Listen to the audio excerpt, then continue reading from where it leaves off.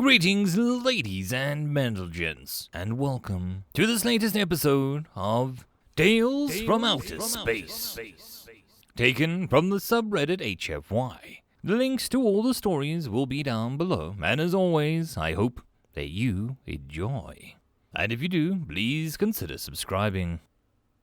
Story number 1. Conspiracies Abound, The Farm. Written by Tmarkos. Quiet! Lisa hissed, moving slowly along the crumbling facade of the warehouse. We don't know if they have guards. Sam shot her an annoyed look and moved his feet with exaggerated deliberate care as he followed her footsteps. He knew very well that they needed to be quiet. They were technically breaking and entering after all. The law didn't particularly care whether the target deserved it, especially when they had money. They stalked quietly to the broken window they had sighted while doing recon the other day, tossing a ratty cloth over the shards of glass so that they could shimmy through. Lisa winced and cursed under her breath as she brushed against the side of the frame and a jagged edge tore through her jeans. You're going to have to get shots for, well, everything, Sam muttered.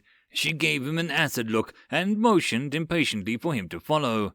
He did, staying well clear of the bloodied shard. Once the two were safely inside, Lisa took out her phone and turned on the camera. We have infiltrated the trafficker's warehouse, she whispered, putting her lips close to the microphone. We think that the last 100 migrant workers have been imprisoned here and forced to sew clothing that is later sold by Lily, BZB, and other upscale chains. She turned the camera to her own face. The cops won't lift a finger without probable cause. Never mind the lobbyists working for Lily were one of the largest donors to the district attorney's campaign. We're going to capture proof that they sweep under the rug so that these slaves can go free and their corporate masters can be brought to justice. Sam rolled his eyes. Jesus, Liz, what happened to staying quiet? He muttered. We're here to document atrocities. We can edit your workers of the world unite spiel later, in post. He swept a hand around the decrepit closet that they had snuck into. When we're not breaking the law. She shot him another annoyed look, but nodded and crept over the rusted doorway that led to the warehouse proper. They moved down the darkened hallway strewn with debris, wincing whenever the shoes crunched over loud on the remnants of the crumbled brick that spilled from the walls. Eventually, they found the precarious staircase that led them to the upper level.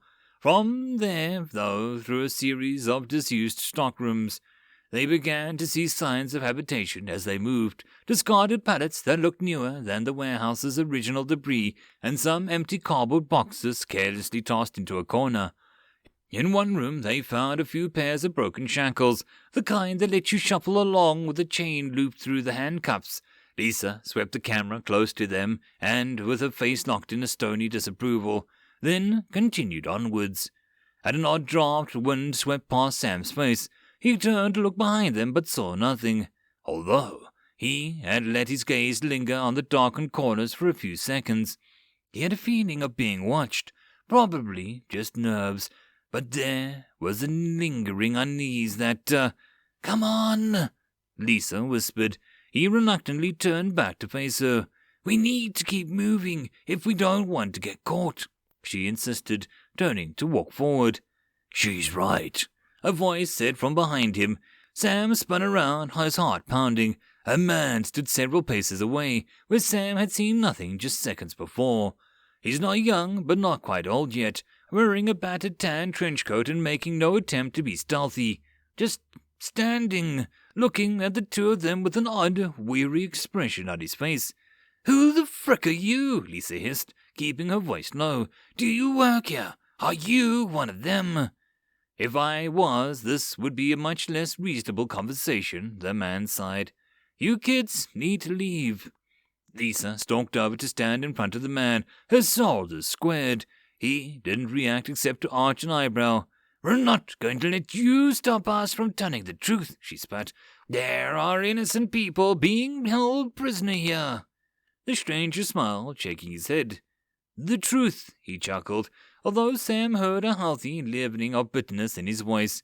That's not what you want. The smile dropped from his face, and he stared down at Lisa with cold, dark eyes. You are in over your head, young lady. You and your friend need to leave right now.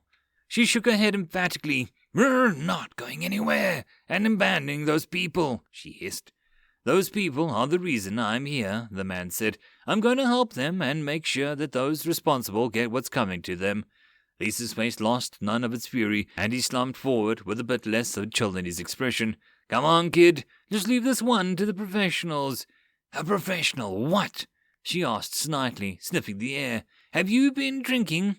You would too, the man muttered. Seriously, though, you need to leave, or the best-case scenario is that they'll kill you. Sam blanched. Kill us? He asked. Wait. The grinding noise of the gravel under boots sounded in front of them, and the man's face snapped up to look at the door. Crap, he muttered, reaching into his coat. His hand came away with a wooden token that had pressed against his thumb. A droplet of blood welled up before sinking into the token's surface. The air around them seemed to waver oddly, and the colors becoming dimmer. Whatever you do, the man said quietly, don't move. Don't speak. Any question Sam might have had fled from his mind as the man emerged from the shadows, unhealthily skinny and pale. He was carrying a compact machine pistol and looking around warily with bloodshot, sunken eyes.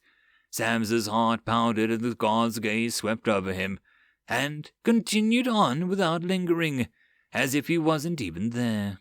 Slowly, he twisted his head to look at Lisa, who seemed rooted in place and her eyes locked on the guard's gun.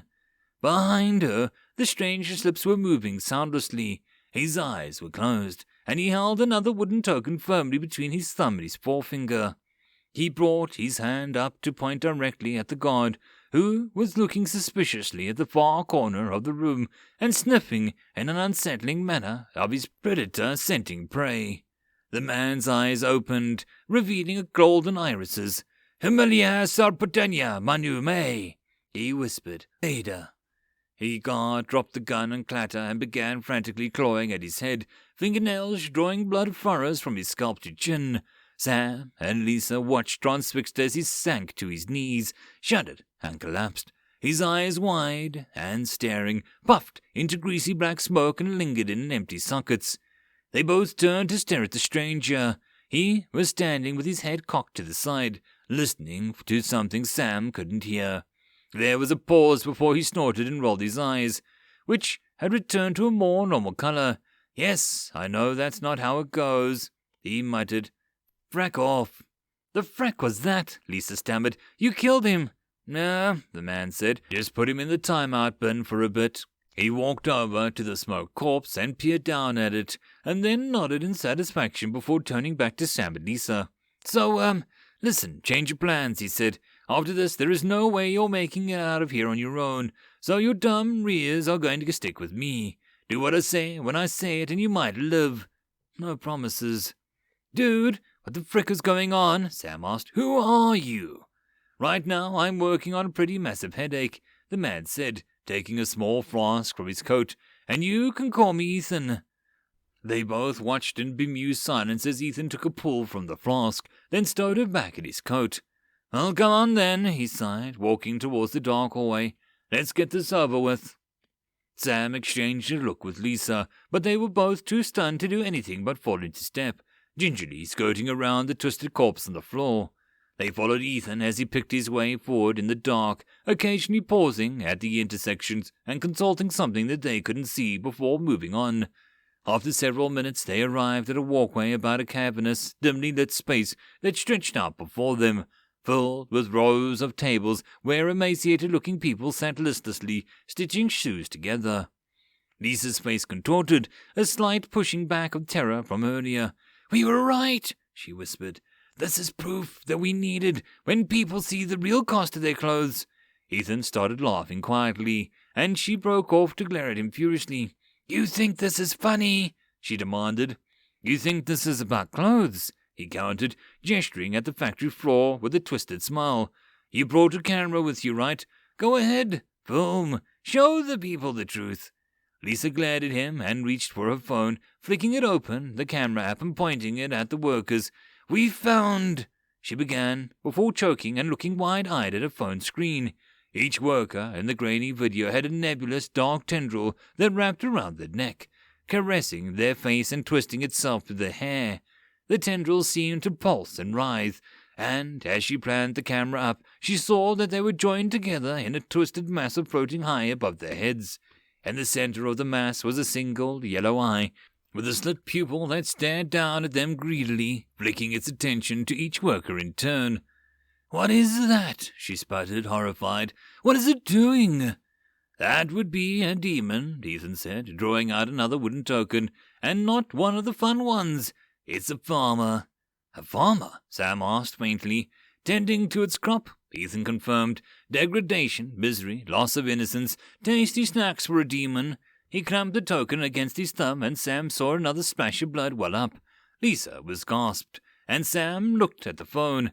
The yellow eye had shifted and was staring directly at them. "Ethan, it's—" Sam stammered. "Yeah, I see it," Ethan replied, gritting his teeth. His eyes flashed gold, and wisps of light began to leak from the corners of his mouth. He rose to his feet. "Hi," he said, raising his arm. "I'm guessing you're not going to let me read the formal eviction notice." There was a barely perceptible rumble that ran through the warehouse, rippling over the dirty concrete. The workers didn't react at all. Ethan grimaced and tightened his grip on the token. "I didn't think so," he muttered. "Fine. We can do it with brute force." Sam flinched as the wooden token shattered in a sharp crack, sending a rush of luminous energy towards the center of the room. Ethan staggered and gripped the balcony railing with his free hand, and Sam felt sick jolt of nausea and foul-smelling gust of wind smash into him from the center of the room. As one, the workers on the factory floor tilted their heads back and began to scream. Sam clapped his hands over his ears and crouched down in terror. The screaming was unearthly, so loud and raw that it drove every thought from his mind except that he wanted to stop. Stop! Stop! And it did.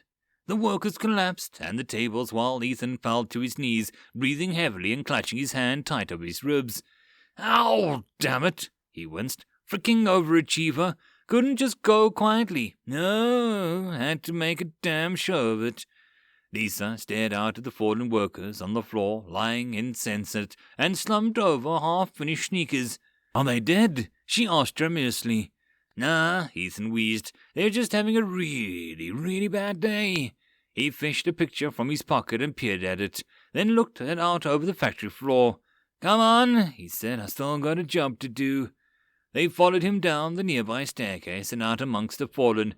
Ethan stumbled towards the table at the near end of one of the rows where a young man had fallen back in his chair, mouth hanging open as he stared slightly upward.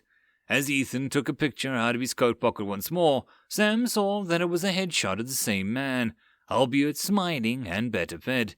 "Ha! Found you!" Ethan muttered, putting another token from his pocket. He laid the wooden disc on the man's forehead and jabbed his thumb onto it. The unconscious man's limbs floated up, and as Ethan grabbed the collar of his shirt, the man came free from his chair as if he was weighed nothing. "Come on, kids," he sighed. "Time to clear out. Need to get a car before it wears off." "Wait a second. What about all the other workers?" Lisa asked indignantly. "We can't just leave them here." "I'm only getting paid for this one," Ethan said. "They'll be fine. Someone else will come along." "You can't know that," Lisa objected. "We're in the middle of nowhere. Nobody's going to wonder by." Ethan chuckled, although there was little mirth in it. "Oh, it won't be by accident," he said. "These folks have been steeping in pain for fear for weeks. They're about as far gone as a soul can be without going insane, and maybe a bit past that. They'll need comfort, security, healing."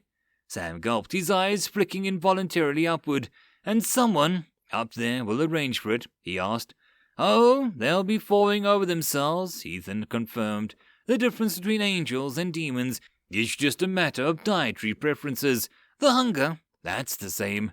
"You forgot about the utter lack of style," Lisa said. He whipped his head around and stared at her. She was leaning against one of the other tables jauntily, playing with the unscrupulous worker's limp hand. Ethan's eyes flicked to the bloody scratch on her thigh, then up to meet her cold gaze. "Careless thing," Lisa said, smearing a finger with blood. "Left a nice big dollop of shard of glass just sitting there." She dropped her finger to her mouth, contemplating the taste for a second before withdrawing it and smiling. "Hello, Ethan." Ethan's jaw clenched. "Lilith," he grated. She waved a worker's hand at him, and then let the woman's arm drop. "You can't just barge in and start destroying things, you know," she said, reproachfully. "This was by the books. It followed the rules. I thought above was all about their little rules." "I work alone, you know that," Ethan replied, circling warily around her with a floating body in tow. Lisa gave him a mocking smile that stopped well short of her eyes. "Don't toy with me, Paladin," she whispered. "Their mark is scorched into your bones. You're a kept thing, as much as it might comfort you to pretend otherwise." She took a step forward and frowned. The right side of her face drooped. "Get out of her," Sam muttered, clenching his fist. "Leave Lisa alone." "Oh, you precious thing," Lisa cooed, giving him a lopsided smile. Her voice slurred as she spoke, and her motions were unsteady. "Don't you worry. She's too weak to tolerate me for long. But you lovely dumpling, you've got such potential in you, such dynamism, and that's the savory part." She took a wobbling step towards him, reaching out a hand. "How about it? Can I ride you all the way down, scrape away the marrow? I'll even let your little friend here go as a trade." Sam hesitated, looking at Not Lisa's glassy eyes. "Don't listen to her," Ethan said grimly. "Lisa is already dead. You can't save her." Lisa shot him an annoyed look. The skin on her face started dissolving into ash. "Bah! No fun," she muttered dustily. "You dried up old piece of gristle. Humans are supposed to be changeable. It's literally why you were made. It's no fun if you stick to your guns all the time." "What would you know about change?" Ethan asked softly. "You'll never know what that's like, and it burns you, doesn't it?" She surged forward, stopped just before his face. Tongue of flames curled out of the empty eye sockets as she leered at him from the skeletal grin. "His favorite children," she whispered mockingly. "One day, Paladin, I'll have a vessel that can hold me in my fullness, and that day you will learn about change together. I will rasp the marks on your bones and hold the taste of your soul on my tongue." Ethan leaned in close as he could, the flames from her face singeing his eyebrows. "Lil honey," he said softly, "it's a date." With a gasping cackle, Lisa's body collapsed to the floor, sending up a cloud of ash. Ethan looked up at Sam, who was now staring at the scorched bones with tears running down his face. "Sorry, kid," he said wearily, taking out his flask and offering it to Sam. "Nothing you could have done." "But you just killed her," Sam objected, not acknowledging the flask. "She just killed her for no reason." "Jealousy," Ethan said. He took a long drink and replaced the flask in a pocket. "They talk a good game, but at the end of the day they can't stand any of it. They hate that they're dependent on us, that the younger creature is, the more interesting to, certain parties they are. We have the freedom to choose our purpose, our destiny, and that most of all is why they hate us." Sam looked back towards Lisa's burnt remains and felt a cold pit in his stomach. "She didn't get a choice," she said quietly. "Yeah, well," Ethan said. His gaze picked upwards for a moment. "That's why we hate them." End of story. And that, my friends, concludes this video. I hope that you enjoyed. If you did, please consider supporting the author from the link down below. Otherwise, if you wish to support this channel, there are numerous ways to do so, like liking, subscribing, and possibly even becoming a patron. Otherwise, the easiest way would be to share. And until the next video, I hope that you all have a good one, and I'll see you then. Cheers.